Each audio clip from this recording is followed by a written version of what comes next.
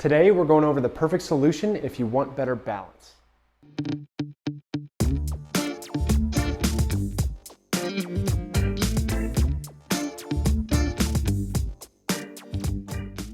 Hello everyone, welcome back to the channel. Happy that you joined me for today's video. If you like this video, hit the like button, subscribe to the channel. If you don't like this video, hit the dislike button. Go find something you do like. Guys, today I want to go over the best way to train your balance. So a lot of times when I look at people training balance, they use all these different props and different equipment at the gym, and that's totally fine if that's what you want to do, but it may not necessarily translate to real world scenarios. If you didn't know, you have a system that's designed to help you understand which way up is, which way your head is moving, all these different things that actually regulates your balance. It's called your vestibular system. Do you know what your vestibular system is? Let me know down in the comments if you've heard of it before and you know what it does. I'm really curious how many people are exposed to these concepts, so it's a good gauge for me and it's helpful. So if you don't know about your vestibular system, it has a couple main jobs. One is to tell you which way up is, so which way gravity is coming from. Two is to tell you how fast your head is moving. If your head's moving around like this, it's letting you know so that you don't fall over and hit the ground really hard. If my head moves this way, I need to be able to actually step and catch my balance, so it's super important to know where my head's going. And the other thing that it does is it tells you how fast you're moving kind of in which direction. So you can think of it like the accelerometer in your smartphone. When it tells you how fast you're going down the road, that's what your vestibular system is doing. It's letting you know how quickly you're moving through space, and it exists inside your ear. So if you've ever heard of that equilibrium in your inner ear, that's what your vestibular system is. So when it comes to balance, if we're not addressing that system and we're not actually helping train that system, we're gonna be behind the curve. You could do all the other cool stuff that you want, but if you don't train that system in specific ways for what you need, you're probably going to struggle. So today, we're gonna go through how to train that system for better balance.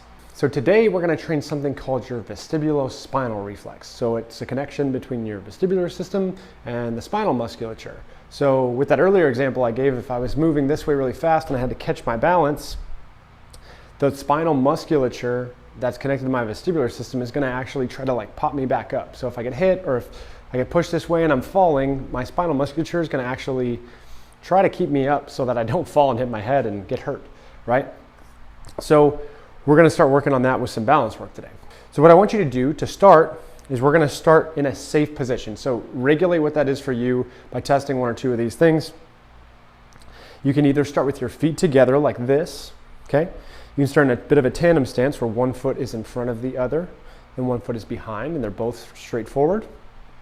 Or you can start generally on one foot like this, okay? Make sure you're safe about this. Make sure you have something to catch your balance if you need to. I've done this a lot, so I'm not doing that, but you at home, make sure you do that. Be safe first, all right? What you're gonna test is figure out what stance you wanna use. Again, if you're doing 2 feet together, I would just close my eyes.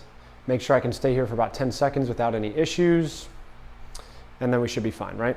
If I want to make it more challenging, I'm going to go up to this tandem stance, do the same thing, right? 10 seconds, and then the same thing with one foot, right? So for training purposes, I want you to use the first stance that you actually failed on. So if I could do this stance fine for 10 seconds, and this stance fine for 10 seconds, but then I go to one foot, and I fail on one foot, then I'm going to use that stance to train. If I can do the narrow stance fine, but this tandem stance I fail after like 6 seconds, I'm going to have you train in this narrow stance right here because I don't want you to move up to one foot yet, okay? So one thing you might also use that stance test for is to see how your balance is improving as you continue to train, right? So let's say I went on one foot and I close my eyes and I can only stay up here for 3 or 4 seconds and then I fall. Well, if I do some training, I do some of the drills we're about to do, and then I come back and I reassess that, and I go, hey, you know what? I can stay here for a much longer time, and I can actually be comfortable here, then we know your balance is improving. We know your vestibular function is improving, and that's a good result. So make sure you're always having a way to assess and reassess so that you can judge what's beneficial for your system. How we're gonna start training is we're gonna take whatever stance you tested and that you're gonna use. I'm gonna use one foot for now. And then we're just gonna start straight upright, good posture, all the things. And then we're going to do some quick head movements, okay? Do them as fast as you comfortably can. Don't cause yourself any injury or pain if you have any neck issues or things like that. But all we're gonna do is start by moving our head quickly in a direction. So we'll turn our head to the left first, boom. And then I want you to hold that for about 10 seconds. And then come back to neutral, nice and slow. And then we'll do the other side. Pretend I did this for 10 seconds, come back. Then we'll do backwards and forwards, so we'll tilt back. And reset after 10, and then down.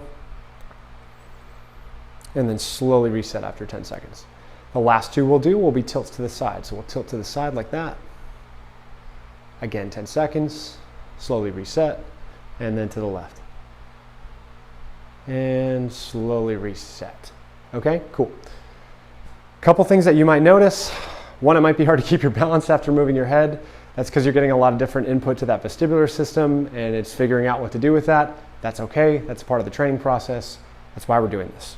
The other thing that you might start to feel is as you stay in a certain stance for a while, especially if you're in this tandem stance or you're in the one-footed stance, if you don't work on a lot of one-footed stuff, you're gonna start to feel your foot musculature and some muscles in your shin start to work harder.